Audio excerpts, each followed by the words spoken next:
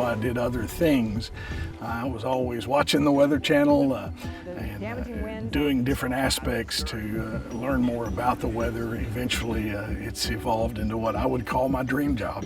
And plows going, doing everything they can for their residents here. I'm Charles Peak, and I'm a storm tracker and field reporter for the Weather Channel. So I was a police officer in my early years, now on the other end of my journey. I've been tracking storms and capturing them on video for just almost 10 years now. I find that in my role right now very similar to what I did in the police aspect of going out and finding ways to help people be safe in different situations and helping them when the need arises.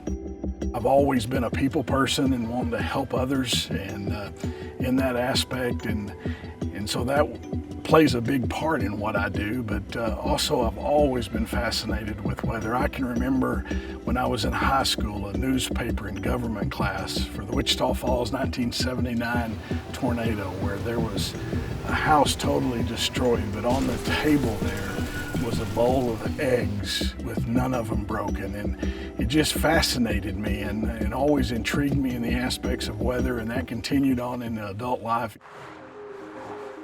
I travel all over the country for sure, 75, sometimes 85,000 miles in a year. It gives me an opportunity to see part of the country. So as I'm traveling, I get to stop and maybe shoot some video or some pictures, some drone footage.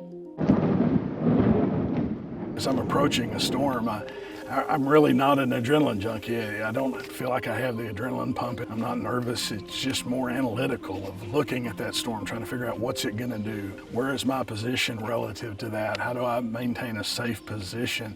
If I'm approaching aftermath, know that there's destruction. It's usually very fresh. Sometimes I'm first on the scene there, and so I'm evaluating, do I need to be in a search and rescue mode, trying to help people initially, if I'm there even before first responders have got there. If first responders are there, see if they need any help. If not, just stay out of their way so they can do their job. The storm coming right through downtown Mayfield. Now I'm going to track this out. Arkansas, Kentucky tornadoes in December of 21. I was looking at radar and realizing it's hitting Mayfield now, and so I drove to get there, and just the devastation when I got there, and worked my way into downtown Mayfield over the next few days, getting out in the community and talking to people and people who had lost their family members. And it was just heartbreaking for me. We're interconnected. We have family members all across, friends all across the country, and to know how it's affecting and what it's doing, and in severe weather type situations, how you might be able to help them. Viewers can sometimes respond to that, and they hear somebody that's actually been through it and telling them what they would do differently now that they've experienced it, and just hope that that might even possibly save a life somewhere down the road.